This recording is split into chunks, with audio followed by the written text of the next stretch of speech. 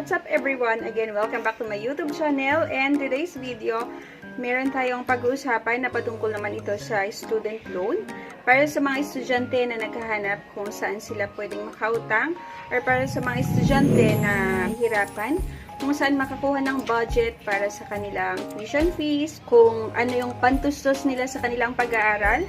Topic natin ngayon ay invested student loans made easy. Finish your studies with our educational loans. Take control of your future with invested student-friendly educational loans.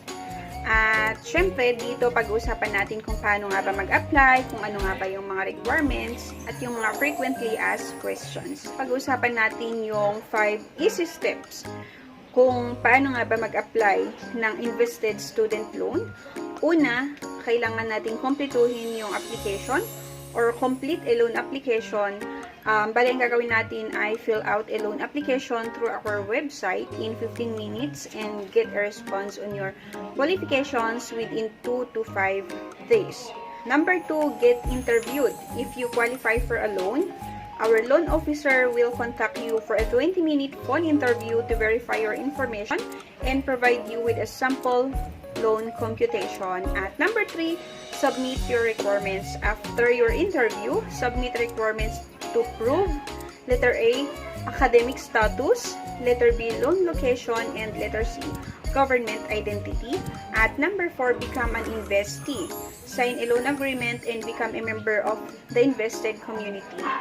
Number 5, receive your loan. Access your loan easily through your preferred disbursement channel, mobile wallet, e-payment, bank transfers, and schedule. We care about your financial deadlines and will adjust to your needs. So take note, for tuition and gadget loans, we handle direct transfer of payment to your specified merchant's dealer for your convenience.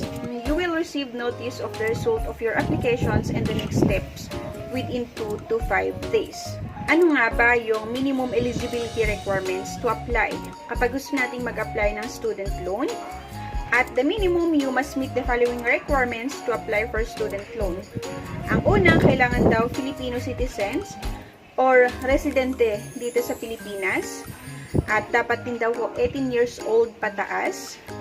Must be in last 2 years of college. Must be enrolled in a university in the Philippines. Yon yung mga eligibility requirements. At magkano nga ba yung pwede nating ma-loan once na nakapag-decide ka at gusto nating mag-apply ng student loan? Student applicant can receive as low as 10,000 to as much as 100,000 for their loan. Loan amount depend on a system-generated data which our loan officer evaluates together with the student financial needs, year in school, and other factors. Ang pwedeng ma-loan ng isang estudyante na gustong mag-apply ng invested student loan ay 10,000 hanggang 100,000.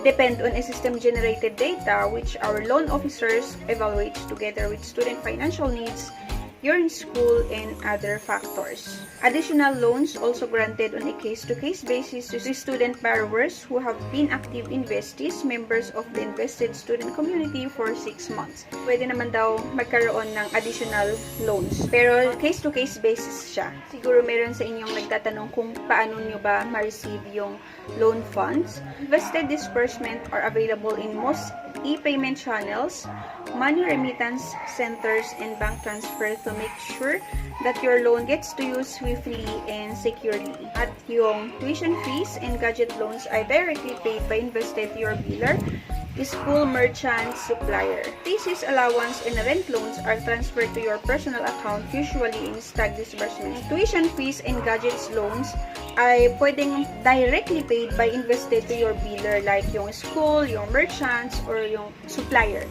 Pero yung pang-thesis, yung pang-allowance, and yung mga rent loans, pwede itong ma-transfer doon sa personal account nyo, na usually in staggered disbursement. Pero may mga nagtatanong sa inyo na meron bang ibang mga fees na associated sa loan nyo. Yes, invested charges a service fee of 22% of your requested loan amount or 3,000 whichever is higher. Ito yung example niya. If you are requested or if your requested loan amount is 30,000, yung service fee ay 6,600 22% of 30,000 yung principal loan. Therefore, will total to 36,600 as it comprises of invested service fee added to your requested loan amount. This fee covers your loan administrations over the entirety of your loan period and invested operating expenses, ensuring our sustainability for future borrowers like you.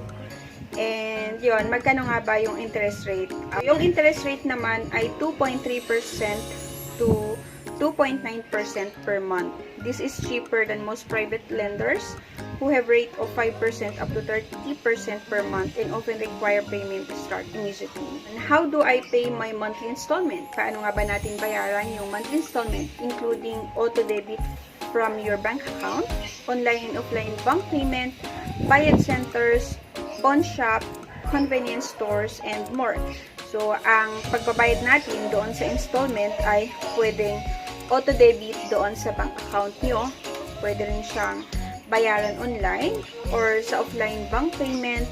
Pwede rin sa mga bayad centers, sa pawn shops, sa mga convenience stores, at more. Lahat ng mga tumatanggap ng payment para sa invested loan.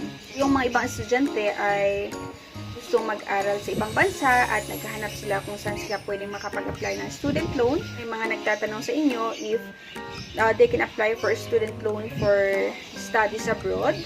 So currently, we can only accommodate loans for college students. Hindi ho pwede yung mag-student loan ka para sa pag-aaral mo sa ibang bansa. So, bali ang ina-accommodate lang ko nila ay yung mga estudyante na nandito sa Pilipinas or nag-aaral dito sa Pilipinas. Ano nga ba yung application requirements? Bali yung online application form lang, at kapag qualified ka, you will be asked to send the documents to prove your current enrollment and academic status, your address and location, your Philippine government identity, and your identity of loan guarantor. May mga nagtatanong din sa inyo, when do I start repayment? Invested offer customizable payment plans depending on your needs and financial situation. Our basic plans allow you to begin repayment of your student loan once you have graduated. And however, you and your family guarantors may opt to start paying anytime before graduation to decrease the work. Kailan pa tayo mag-start na magbayad? Kapag graduate na kayo, doon pa lang tayo mag-start na magbayad doon sa loan natin sa invested student loan.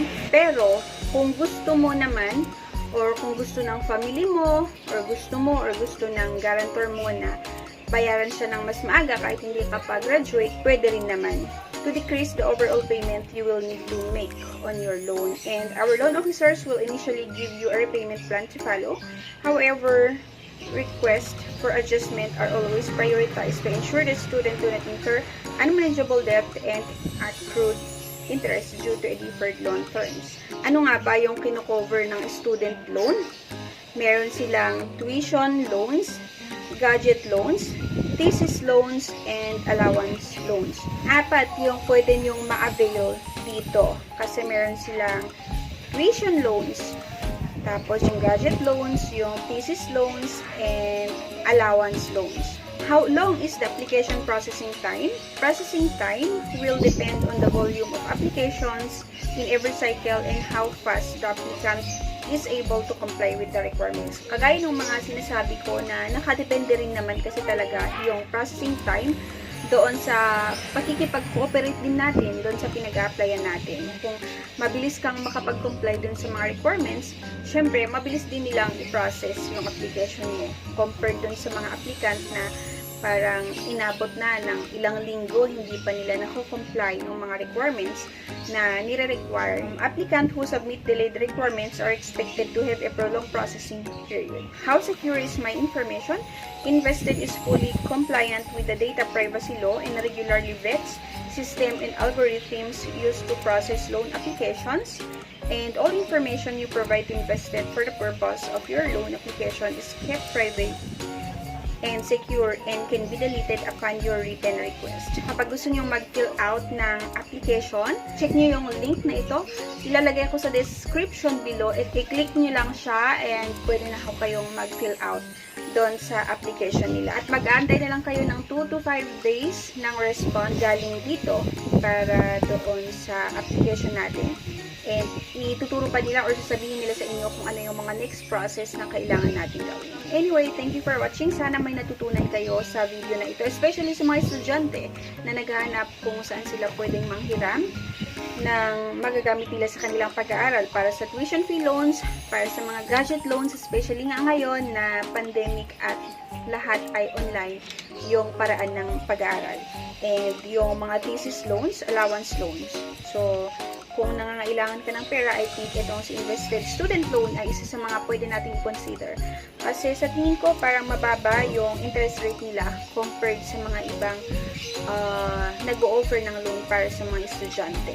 In case na may mga hindi pa ko kayo naintindihan sa ginawa natin na video na ito, pwede natin i-research ito, ilagay lang natin invested student loan sa Google.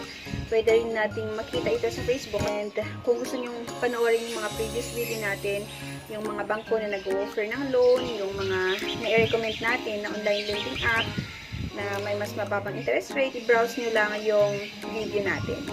Yung mga previous video na ginawa natin. Thank you and have a nice day.